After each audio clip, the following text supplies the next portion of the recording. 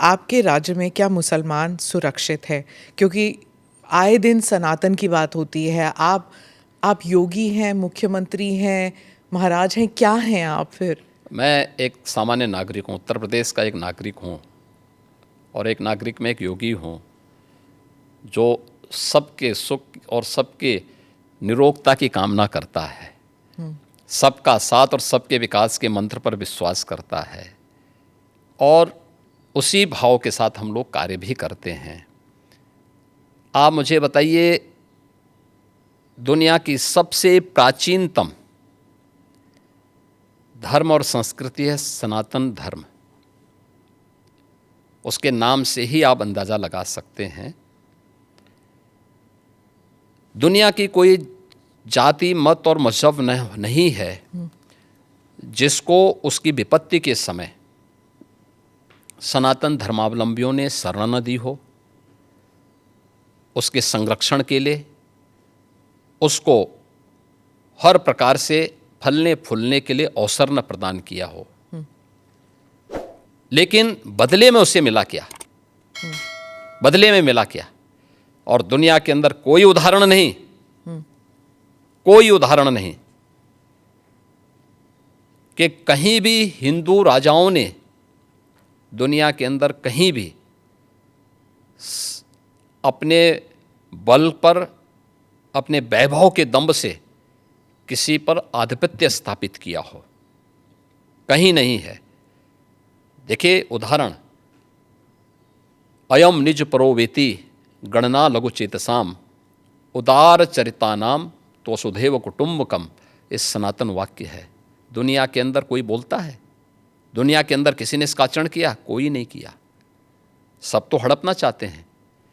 यानी यह अपना है, यह पराया है, भेदभाव छोटी संकुचित बुद्धि के लोग करते हैं। उदार चरित्र के लोगों के लिए तो पूरी दुनिया ही एक परिवार है।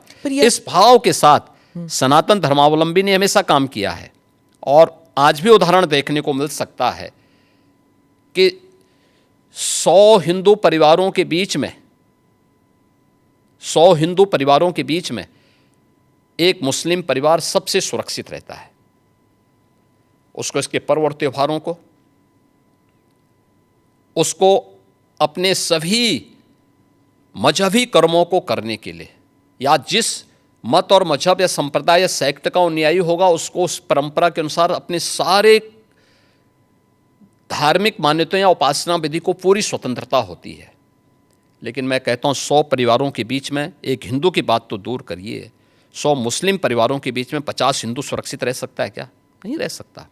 अब बांग्लादेश आपके सामने उदाहरण है, इससे पहले पाकिस्तान उदाहरण था, अफगानिस्तान में क्या हुआ था। ये चीज़ें दिखाती हैं और होशियारी यही है कि कहीं धुआं उड़ रहा हो या किसी को ठोकर लग रही हो तो हमें ठोकर लगे इससे पहले हम संभल जाएं। तो वही संभलने के लिए बोला जाता है। हम तो सबके बीच सबको समान भाव से देख रहे हैं। उत्तर प्रदेश में मुसलमान सबसे ज़्यादा सुरक्षित है, सबसे ज़्यादा सुरक्षित है।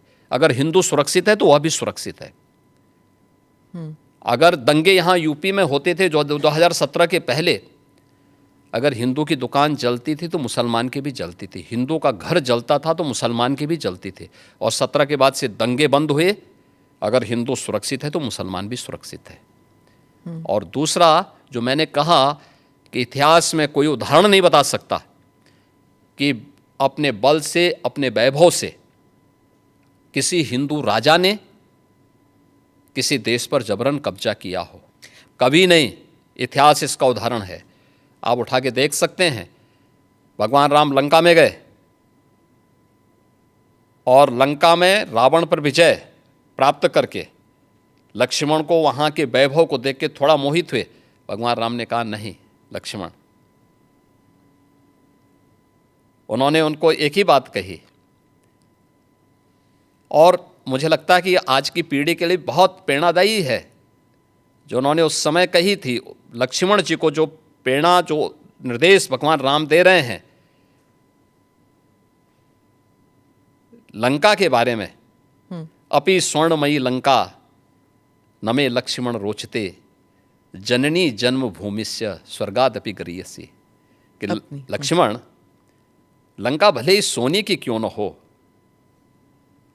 लेकिन याद रखना ये मुझे रुचिकर नहीं लगती, मेरी रुचि का नहीं है। मेरा काम था माता सीता को दुरात्मा रावण से मुक्त करना, वो मैंने कर लिया है। अब हमें यहाँ से निकलना है, क्योंकि जिस माँ ने जन्म दिया है और जहाँ हमने जन्म लिया है उससे बढ़कर के दूसरा कोई भी, स्वर्ग से बढ़कर के उपभोग दूसरा हो ही नहीं सकता, इससे बढ़कर के उपभोग हो ही नहीं सकता है, चाहे वो स्वर्ग ही क्यों ना हो। और इसलिए हम यहाँ नहीं करेंगे। ये उदाहरण मैं इसलिए दे रहा हूँ जिसलिए जो सनातन धर्म पर प्रहार करते हैं उनकी आंखें खुलें, वो देखें। उदाहरण हमारे सामने पर्याप्त हैं और ऐसे अनेक उदाहरण आपको समय समय पर मिलेंगे। Do subscribe to the ANI Clips channel to get shorter versions of this podcast. Click here to watch the full episode.